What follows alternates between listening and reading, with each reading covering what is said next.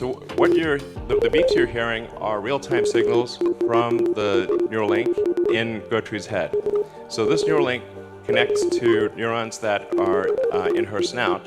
So whenever she snuffles around and touches something with her snout, that sends out neural spikes, which are detected here.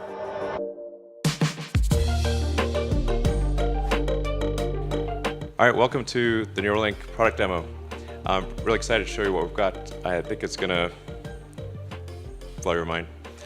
So I want to emphasize the purpose of Neuralink. Like, what's our goal? Our goal is to solve important spine and brain problems with a seamlessly implanted device.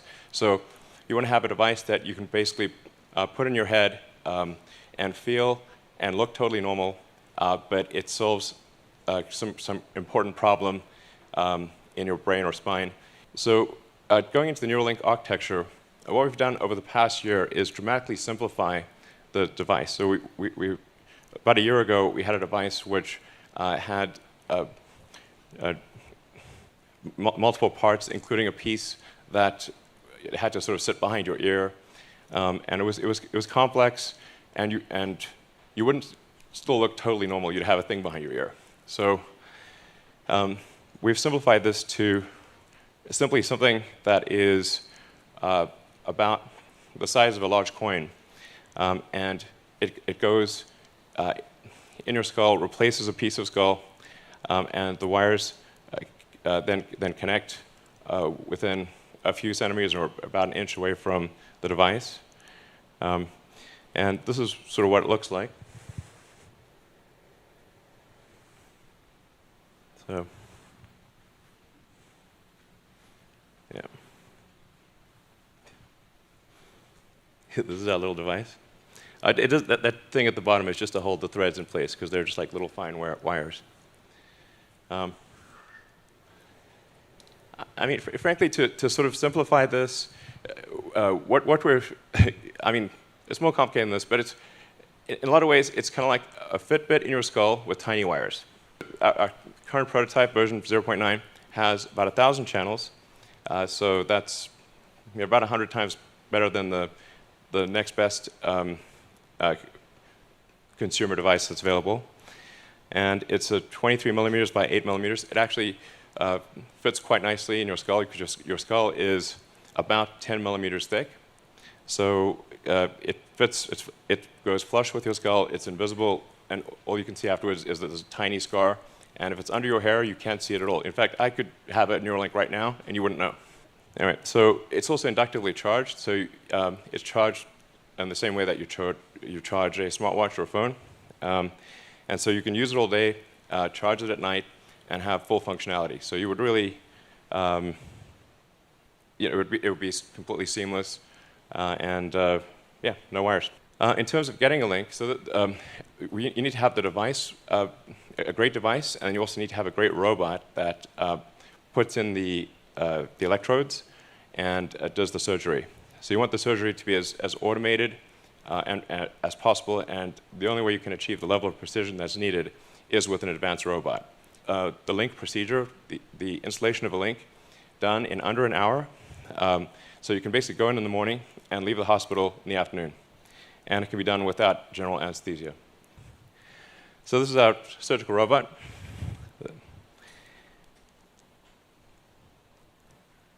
And we actually ultimately want this robot to do essentially the entire surgery. So in everything from incision, removing the skull, inserting the electrodes, placing the device, and then closing things up and having you ready to leave. So we want to have a fully automated system. So this shows you at sort of a close-up view, which I think is actually not too gruesome, of the electrodes being inserted in the brain. And if you look closely, you'll see that it's a little counterintuitive that if the electrodes are inserted very carefully, that there's no bleeding. And so if you have very tiny electrodes, and if they're inserted very carefully, so that the robot actually images the brain and makes sure to avoid any veins or arteries, so that the electrodes can be inserted with no noticeable damage. So you will have no noticeable neural damage in inserting the link. So does it actually work? And what I'm excited to show you, I'll call it like the Three Little Pigs demo. And if our animal handlers, we're bringing out the pigs.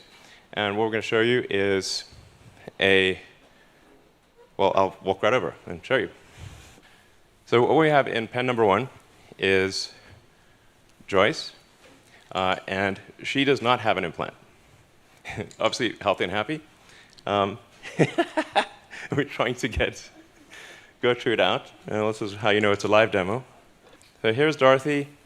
And in the case of Dorothy, Dorothy used to have an implant, and then we removed the implant. So this is a very important thing to demonstrate is reversibility. So if you have a Neuralink, and then you decide you don't want it, or you want to get an upgrade, and the Neuralink is removed, is it removed in such a way that you are still healthy and happy afterwards?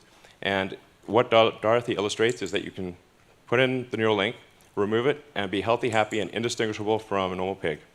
Well, thanks, Dorothy. Here we go. Great. OK. Great. OK. This is a high-energy pig. All right. Gertrude, thanks for coming out. So what the beeps you're hearing are real-time signals from the Neuralink in Gertrude's head. So this Neuralink connects to neurons that are in her snout. So whenever she snuffles around and touches something with her snout, that sends out neural spikes, which are detected here. And so on the screen, you can see each of the spikes from the 1,024 electrodes. And then if she snuffles around, touches her snout in the ground, or you kind of feed her some food, pigs love food, then you can see the neurons will fire much more than when you're not touching the snout. And that's what's making the beeping sound. All right, cool. So as you can see, we have a healthy and happy pig, initially shy, but obviously high energy and kind of loving life. And she's had the implant for 2 months. So this is a healthy and happy pig with an implant that is 2 months old and working well. Yeah.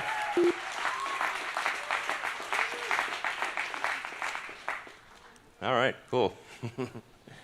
And then we actually have, I hope this works, so we said, well, what if we do 2 Neuralink implants? And we've been able to do dual Neuralink implants in, actually, I think 3 pigs at this point, and we have a couple of them here.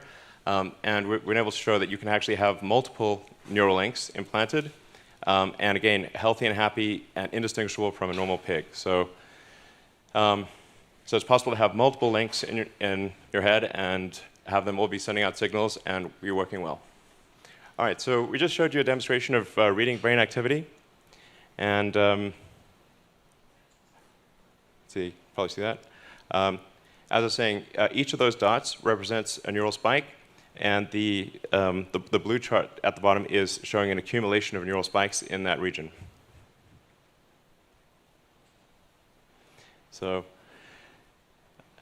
in terms of additional brain reading activity, when we have, say, one of our pigs on a treadmill, pig on a treadmill. It's a funny concept, really. And we take the readings from the neurons, and we try to predict the position of the joints. And so we have the predicted position of the joints, and then we measure the actual position of the joints. You can see that they're almost exactly aligned. So we're able, with a wireless neural implant, to actually predict the position of all of the limbs in the pig's body with very high accuracy. Now, in terms of writing to the brain or stimulating neurons, we obviously need precise control of the electric field in space and time. We need a wide range of current for different brain regions. Some regions require delicate stimulation, some require a lot of current, and you want obviously no harm to the brain over time. And the way part of the way we analyze the the stimulating neurons is with a 2-photon microscopy. I always have trouble pronouncing that, microscopy. It's very impressive technology. You can actually literally see in real time how the neurons are firing. So the red sort of things are the neurons. The red sort of flashing things are the neurons firing, or I should say the electrodes firing. So the red things are electrodes firing, and then the green are the neuron bodies responding to the current from the electrode. And we're making good progress towards clinical studies. I'm excited to announce that we received a breakthrough device designation from the FDA in July, thanks to the hard work of the Neuralink team.